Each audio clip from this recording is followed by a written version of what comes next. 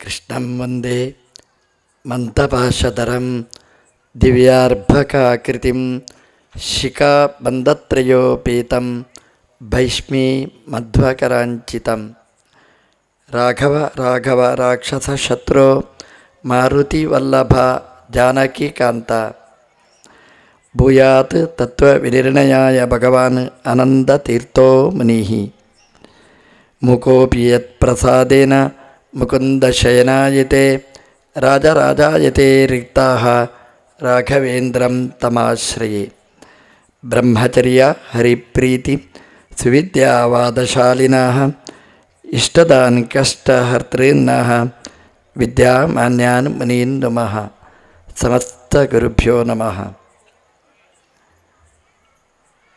ಅಟವಿರಾಯನ ಈ ದಿವ್ಯ ಸನ್ನಿಧಾನದಲ್ಲಿ ರಾಯರ ಮುಂದೆ ಪ್ರಾರ್ಥನೆ ಇಷ್ಟೊಂದು ಜನ ಸೇರಿ ನಡೆಸಿದ್ದಾರೆ. ಇಷ್ಟು ಜನ ಸೇರಿ ಒಂದೇ ಮನಸ್ಸಿನಿಂದ ಒಂದೇ ಉದ್ದೇಶದಿಂದ ಕರೆದರೆ ಮಂತ್ರಾಲಯದಿಂದ ರಾಯರು ಒಂದು ರೂಪದಿಂದ ಈ ಕುಷ್ಟಗಿಗೆ ಬಂದು ಇದೇ ವೇದಿಕೆಯಲ್ಲಿ ಎಲ್ಲರನ್ನೂ ಅಭಯಪ್ರದರಾಗಿ ಅನುಗ್ರಹಿಸ್ತಾ ಇದ್ದಾರೆ. ವಿಭೂತಿ ಸಂಧಿಯಲ್ಲಿ ಹೇಳಿದ ಹಾಗೆಯೇ 10 ಪ್ರತೀಕದಲ್ಲಿ 10 ವಿಭೂತಿ ರೂಪಗಳಲ್ಲಿ ಒಂದು ವಿಭೂತಿ ರೂಪ ಇದೇ ನಿಮ್ಮ ಕಣ್ಣ ಮುಂದೆ ಇರುವ ಆಹಿತ ರೂಪ. ಆ ಪ್ರತೀಕದಲ್ಲಿ ರಾಯರು ಬಂದು ನೆಲೆಸಿರ್ತಾರೆ. ಅದರಲ್ಲಿ ಭಗವಂತನ ವಿಭೂತಿ ರೂಪ ಇದೆ. ಹಾಗಾಗಿ ನೀವು ಏನು ಕೇಳ್ತೀರಿ ಅದನ್ನು ಕೊಡ್ತಾರೆ ಅನ್ನುವ ವಿಶ್ವಾಸ ನಮಗೆ ಬೇಕು. ಆ ಭಕ್ತಿ ನಮ್ಮಲ್ಲಿ ಇದ್ದರೆ ಅದು ನಮಗೆ ಫಲವನ್ನು ಕೊಡ್ತದೆ. ಅದು ಚಿತ್ರ ಅಂತ ನಿಮ್ಮ ಭಾವನೆ ಇದ್ದರೆ ರಾಯರೇನು ಮಾತಾಡೋದಿಲ್ಲ, ಆಯಿತು ನಿಮ್ಮ ಪಾಲಿಗೆ ನಾನು ವಿಚಿತ್ರ ಅಷ್ಟೇ. ಅದನ್ನು ಬಿಟ್ಟು ರಾಯರು ಇಲ್ಲಿದ್ದಾರೆ ಅಂತ ನೀವು ಅನುಸಂಧಾನ ಮಾಡಿದರೆ ನಿಮ್ಮ ಪಾಲಿಗೆ ಅವರು ರಾಜಾದಿರಾಜರೇ, ನಿಮಗೇನು ಬೇಕೋ ಅಭಯವನ್ನು ಕೊಡುವವರು. ಹಾಗಾಗಿದು ಆಹಿತ ಪ್ರತಿಮೆ. ನೀವು ಭಕ್ತಿಯಿಂದ ಆವಾಹನೆ ಮಾಡಿ ಕರೆದು ಕೂಡಿಸಿದ ಪ್ರತೀಕ. ಆ ಪ್ರತೀಕವನ್ನು ಬಿಟ್ಟು ಹೋಗ್ತೀರಾ ನೀವು? ಮತ್ಸ್ಯಾವತಾರದ ಹಾಗೇನೆ ಬಿಟ್ಟು ಹೋಗಬೇಡಿ. ಅದನ್ನು ಹಿಡ್ಕೊಂಡು ಹೋಗಿ ಕಸದ ಬುಟ್ಟಿಗೆ ಬೀಸಾಡಬೇಡಿ, ಕಸದ ಜೊತೆಗೆ ಸೇರಿಸಬೇಡಿ. ಅದನ್ನು ನಿಮ್ಮ ರಸದ ಜೊತೆಗೆ ಸೇರಿಸಿ ಮನೆಯ ದೇವರ ಕೋಣೆಯಲ್ಲಿ ಇಡಿ. ದೇವರ ಕೋಣೆ ಇಲ್ಲ ಅಂದರೆ ಒಂದು ಜಾಗವನ್ನು ಕಲ್ಪನೆ ಮಾಡಿ ರಾಯರಿಗೆ ಅಂತ ಒಂದು ಇಡಿ. ರಾಯರು ಬಂದರೆ ಎಲ್ಲ ವಿಭೂತಿ ರೂಪಗಳು ಅಲ್ಲಿ ನಿಮ್ಮ ಮನೆಗೆ ಬಂದಿರ್ತದೆ. ನೀವು ಏನೇನು ಬಯಸ್ತೀರಿ ಅದೆಲ್ಲವನ್ನು ಕರುಣಿಸುವ ಮಾರ್ಗದರ್ಶನ ಮಾಡುವ ಗುರುಗಳ ಅನುಗ್ರಹ ಇದ್ದರೆ ಎಲ್ಲವೂ ಸುಲಭ ಸಾಧ್ಯ. ಶ್ರೀ ಜಗನ್ನಾಥದಾಸರು 2ನೇ ಪದ್ಯದಲ್ಲಿ ವಿಭೂತಿಗಳನ್ನು ಹೇಳ್ತಾ ಜಲಧರಾಗಸದೊಳಗೆ ಈಗ ವಿಭೂತಿ ರೂಪಗಳ ಅಂತ ದಾಸರು ಹೇಳ್ತಾರೆ.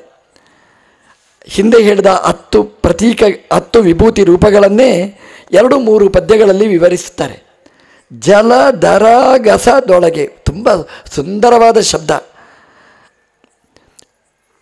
ಮೇಲ್ನೋಟಕ್ಕೆ ಕಾಣುವ ಅರ್ಥ ಅಲ್ಲಿ ಚೆನ್ನಾಗಿದೆ ನೋಡಿ. ಜಲ, ಧರ, ಆಗಸ. ಜಲದಲ್ಲಿ ಭಗವಂತನ ವಿಭೂತಿ ರೂಪಗಳು, ಧರೆಯಲ್ಲಿ ಭಗವಂತನ ವಿಭೂತಿ ರೂಪಗಳು, ಆಗಸ ಅಂದರೆ ಆಕಾಶ, ಆಕಾಶದಲ್ಲಿರುವ ಭಗವಂತನ ವಿಭೂತಿ ರೂಪಗಳು. ಜಲಜ, ಭೂಮಿಜ, ಹಾಗೆಯೇ ಕೇಚರ. ಜಲಚರ, ಭೂಚರ, ಕೇಚರ ಅಂತ. ಭೂಮಿಯಲ್ಲಿ ತಿರುಗಾಡ್ತಕ್ಕಂತಹದ್ದು, ನೀರಿನಲ್ಲಿ ತಿರುಗಾಡ್ತಕ್ಕಂತಹದ್ದು ಪ್ರಾಣಿಗಳು, ಆಕಾಶದಲ್ಲಿ ಹಾರಾಡುವ ಪ್ರಾಣಿಗಳು. ಎಂತಹ ಚಿಂತನೆ ನೋಡಿ. ಇನ್ನೇನು ಬಾಕಿ ಉಳಿದಿದೆ?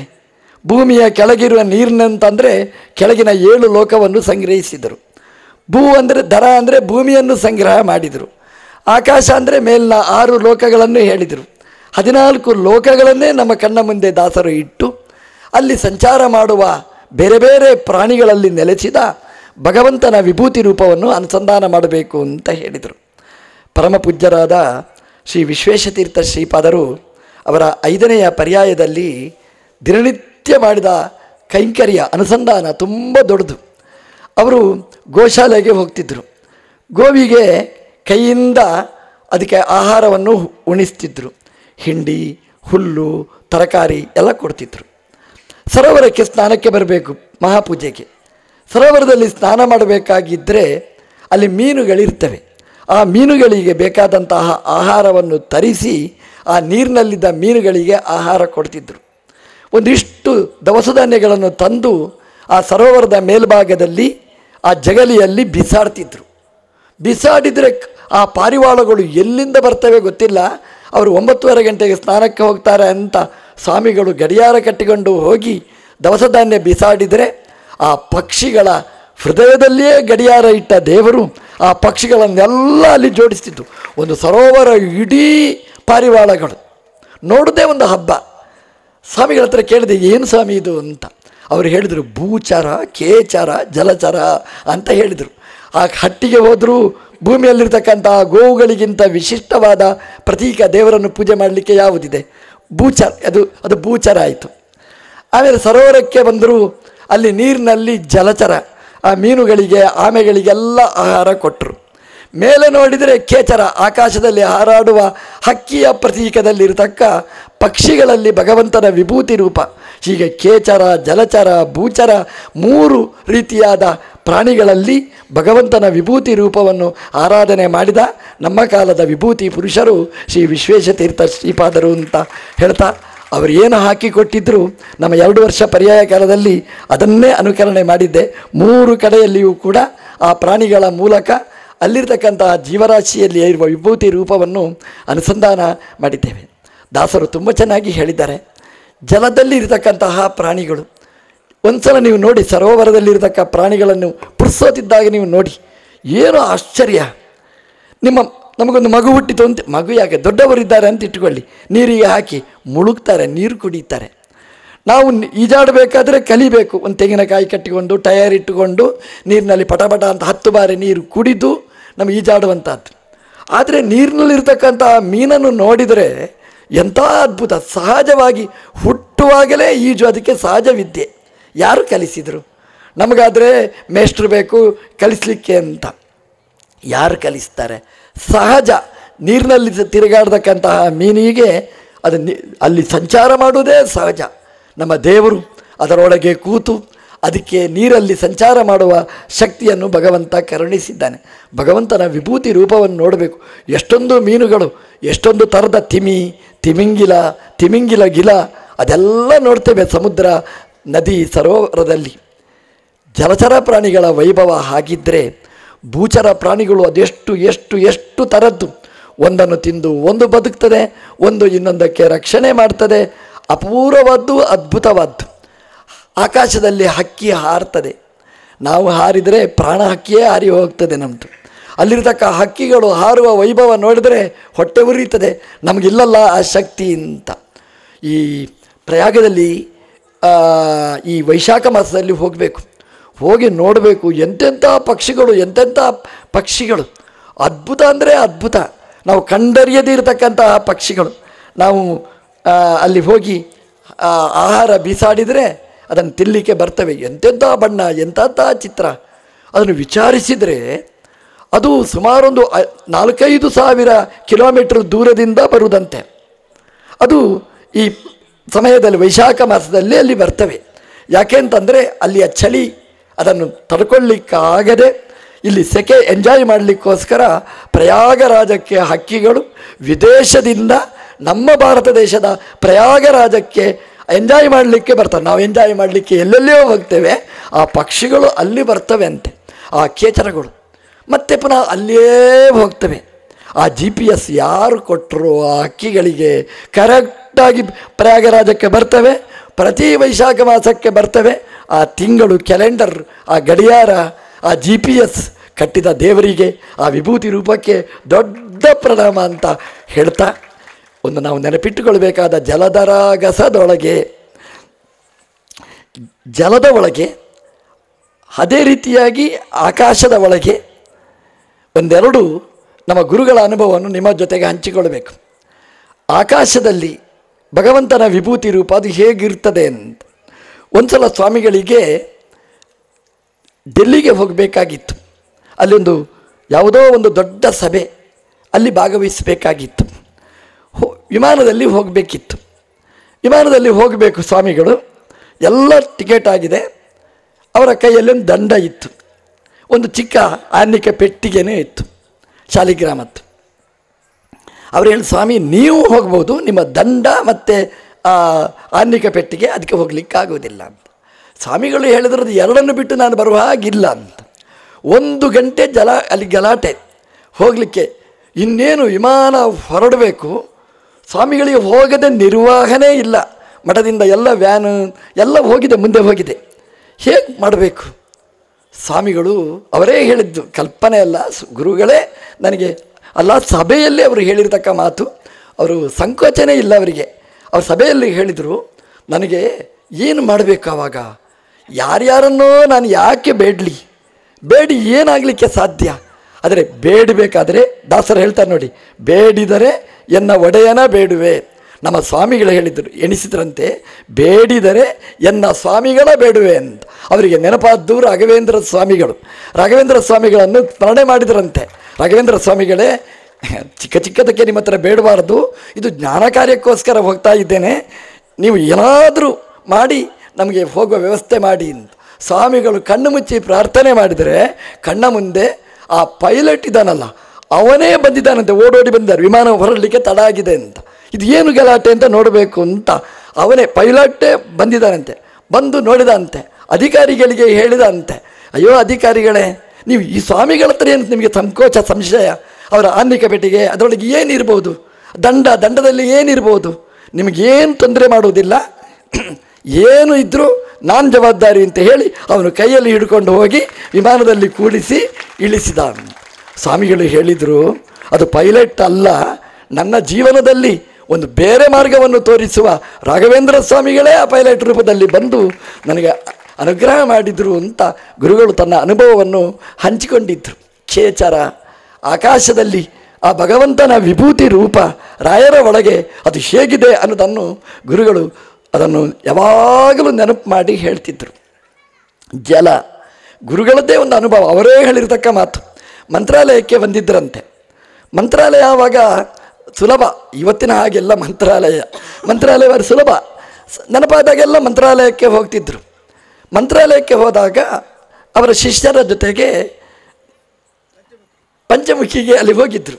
ಪಂಚಮುಖಿಗೆ ನದಿ ದಾಟಿಕೊಂಡು ಹೋದರು. ನದಿಯಲ್ಲಿ ಇಷ್ಟೇ ನೀರು, ದಾಟಿಕೊಂಡು ಹೋಗಿದ್ದರು. ಪಂಚಮುಖಿ ದರ್ಶನ ಮಾಡಿಕೊಂಡು ವಾಪಸ್ ಬಂದರು. ಅದೇ ನದಿಯಲ್ಲಿ ತುಂಗಭದ್ರೆಯಲ್ಲೇ ಇಳಿದ್ರು. ನೀರು ಇಷ್ಟು, ಹೋಗುವಾಗ ಮೊಣಕಾಲುದ್ದ ನೀರು, ಬರುವಾಗ ಕತ್ತಿನ ತನಕ ಬಂತು, ಮೂಗಿನ ತನಕ ಬರಲಿಕ್ಕೆ ಸ್ವಲ್ಪ ಪ್ರವಾಹ ಎಳೀತಾ ಇದೆ. ಸ್ವಾಮಿಗಳು ಹೇಳಿದರು, ನನ್ನ ಕತೆ ಮುಗಿಯಿತು ಅಂತ ರಾಯರಿಗೆ ಹೇಳಿದ್ರಂತೆ. ಮುಂದೆ ರಾಯರೇ ಇದ್ದಾರೆ.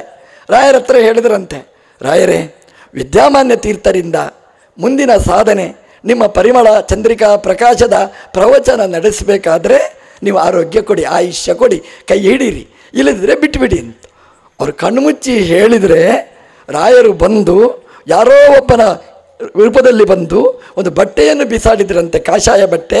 ಅದನ್ನು ಹಿಡ್ಕೊಂಡು ಸ್ವಾಮಿಗಳು ದಂಡಕ್ಕೆ ಬಂದರು. ಆರಾಮವಾಗಿ ಬಂದೆ ಅಂತ ಸ್ವಾಮಿಗಳು ಹೇಳಿದರು. ಅದು ಕಾವಿ ಶರ್ಟ್ ಬಿಸಾಡೋದು ಯಾರು? ಕಾವಿ ಬಟ್ಟೆ ಯಾರು ತೊಡ್ತಾರೆ? ಇವತ್ತಿನ ಹಾಗೆ ಅದು ಬೇಕಾಬಿಟ್ಟಿಯಾಗಿ ಕಾವಿ ಬಟ್ಟೆ ಇರಲಿಲ್ಲ, ಸನ್ಯಾಸಿಗಳು ಮಾತ್ರ ಬಿಡೋದು, ಮತ್ತು ಯಾರೂ ಅಲ್ಲಿ ಇರಲಿಲ್ಲ. ನಾನು ಕೈ ಮುಗಿದರೆ ಅಂದರೆ ನನ್ನ ಪ್ರಾರ್ಥನೆ ಹೇಗಿರ್ಬೋದು ಆವಾಗ ಒಂದ್ಸಲ ನೆನಪಿಸಿಕೊಳ್ಳಿ. ಕತೆ ಹೇಳುವಾಗ ನಾನು ಸುಲಭದಲ್ಲಿ ಹೇಳಿದೆ, ಆ ನೀರಿನ ಪ್ರವಾಹದ ಮಧ್ಯದಲ್ಲಿ ಒಬ್ಬರೇ ಇದ್ದು ಯಾರೂ ರಕ್ಷಣೆ ಮಾಡೋರು ಇಲ್ಲ ಅಂತಾದಾಗ ಆ ಪ್ರಾರ್ಥನೆ ಹೇಗಿರ್ಬೋದು ಒಂದು ಸಲ ಆಲೋಚನೆ ಮಾಡಿ. ಅದು ಮಂತ್ರಾಲಯದ ಒಳಗಿದ್ದ, ವೃಂದಾವನದ ಒಳಗಿದ್ದ ಜಪ ಮಾಡುವ ರಾಯರಿಗೆ ಅದು ಮುಟ್ಟಿತು. ರಾಯರೇ ಓಡೋಡಿ ಬಂದು ಕಾಷಾಯ ವಸ್ತ್ರವನ್ನು ಬಿಸಾಡಿ ಸ್ವಾಮಿಗಳನ್ನು ಎಳೆದು, ನಮ್ಮ ಚಂದ್ರಿಕಾ ಪ್ರಕಾಶನೂ ಪಾಠ ನಿಮ್ಮಿಂದ ಆಗಬೇಕು, ಪರಿಮಳ ಗ್ರಂಥದ ಪ್ರವಚನವೂ ಆಗಬೇಕು ಅಂತ ನನಗೆ ಆರೋಗ್ಯ ಆಯುಷ್ಯವನ್ನು ಕೊಟ್ಟ ವಿಭೂತಿ ರೂಪ ಅಂತ ಬಾಯಿ ತುಂಬ ಸ್ವಾಮಿಗಳು ಹೇಳ್ತಿದ್ರು. ಜಲ ಆಗಸದ ಒಳಗಿರುವ, ರಾಯರ ಒಳಗಿರುವ ವಿಭೂತಿ ರೂಪ ಅಂತ. ಇನ್ನೊಂದಿದೆ ಧರ ಅಂತ. ಧರ ಅಂದರೆ ಭೂಮಿ ಅಂದರೆ ಇವತ್ತು ಆರಾಮವಾಗಿದ್ದೇವೆ ಇಲ್ಲಿ, ಅಡವಿರಾಯನ ಜಾಗ, ನಮ್ಮದು ಜಾಗ ಅಂತ. ಇನ್ನೊಂದು ಸ್ವಲ್ಪ ವರ್ಷ ಹೋಗಲಿ, ಈಗೊಂದು ವಸ್ತು ಬಂದಿದೆ, ವಕ್ಫ್ ಬೋರ್ಡ್ ಅಂತ. ಆ ವಕ್ಫ್ ಬೋರ್ಡ್ನವರು ಅದು ಏನು ಅಂತಂದರೆ, ಅವರು ಯಾವುದನ್ನು ನಂದು ಅಂತ ಹೇಳ್ತಾರೆ ಅವ್ರದೆಲ್ಲ ಅವರಿಗೇ ಸೇರಿತ್ತು. ಎಂಥದ್ದೊಂದು ಕಾನೂನು ನಮ್ಮ ದೇಶದ್ದು ದುರಂತ. ನಮ್ಮ ದೇಶದಲ್ಲಿ ಎಂತೆಂಥ ನಾಗರಿಕರಿದ್ದರು ಎಂಥ ಕಾನೂನು ಮಾಡಿದ್ದಾರೆ ಅಂತಂದರೆ, ವಕ್ಫ್ ಬೋರ್ಡ್ನವರು ಯಾವ ಜಾಗವನ್ನು ಅವ್ರದ್ದು ಅಂತ ಹೇಳ್ತಾರೆ ಅದು ವಕ್ಫ್ ಬೋರ್ಡಿಗೆ, ನಿಮ್ಮ ಹೆಸರಲ್ಲಿ ಏನೇ ಇರಲಿ ಯಾವ ಕೋರ್ಟೂ ನಡೆಯುವುದಿಲ್ಲ. ಹೀಗೆ ನಮ್ಮ ಸರ್ಕಾರ ಇಷ್ಟು ನಮ್ಮ ಭಾರತವನ್ನೇ ಪಾಕಿಸ್ತಾನ ಮಾಡಿಬಿಟ್ಟಿದೆ. ಇಂಥ ಈ ಬಿಜಾಪುರದ ಹತ್ರ ರೈತರ ಭೂಮಿ ಅದೆಷ್ಟು ಹೋಯಿತು. ಮೊನ್ನೆ ಪ್ರಯಾಗರಾಜದಲ್ಲಿ ಮಾಘಮೇಳ ನಡೀಬೇಕು. ಈ ವಕ್ಫ್ ಬೋರ್ಡ್ನವ್ರು ಏನು ಮಾಡಿಬಿಟ್ಟಿದ್ದಾರೆ ಅಂತಂದರೆ, ಮಾಘಮೇಳ ಎಲ್ಲಿ ಹೇಳಿ? ಗಂಗೆಯ ತ್ರಿವೇಣಿಯ ಆಚೆ ಈಚೆ ಪಾರ್ಶ್ವ ದಡದಲ್ಲಿ. ಆ ವಕ್ಫ್ ಬೋರ್ಡ್ನವರು ಇದು ನಮ್ಮದು ಅಂತ ಬರೆದು ಬಿಟ್ಟಿದ್ದಾರೆ. ಯಾರ ಜಾಗ ಆಯ್ತು ಇದು? ವಕ್ಫ್ ಬೋರ್ಡ್ನ ಜಾಗ ಆಯಿತು. ಇನ್ನು ಎಲ್ಲಿ ಪ್ರಯಾಗ ಮೇಳ ಎಲ್ಲಿ ಮಾಡಬೇಕು? ಮೇಳ ಹಿಡ್ಕೊಂಡು ಗಂಟೆ ಬಾರಿಸ್ಕೊಂಡು ಮನೆಯೊಳಗೆ ಕೂಡಬೇಕು ಅಷ್ಟೇ. ಇಷ್ಟು 64 ಕೋಟಿ ಜನ ಹೇಗೆ ಸೇರಬೇಕು? ಒಂದು ವೇಳೆ ಯೋಗಿಯಂತಹ ಮೋದಿಯಂತಹ ಸಮರ್ಥರು ಇಲ್ಲದಿದ್ದರೆ ವಕ್ಫ್ ಬೋರ್ಡ್ನಿಂದ 64 ಕೋಟಿ ಹಿಂದೂ ಜನತೆಗೆ ತೊಂದರೆ ಆಗ್ತಿತ್ತು. ಆ ವಕ್ಫ್ ಬೋರ್ಡ್ನಲ್ಲಿ ಹೋಗಿ ಕಾದಾಡಿ ಅವರಿಂದ ಕಿತ್ತುಕೊಂಡು ಮತ್ತೆ ತಮ್ಮದಾಗಿ ಮಾಡಿ ಅದು ಹಿಂದೂಗಳ ರಾಷ್ಟ್ರ ಅಂತ ಘೋಷಣೆ ಮಾಡಿದ್ದು ಇದು. ಇಂತಹ ಸಮರ್ಥರು ನಮಗೆ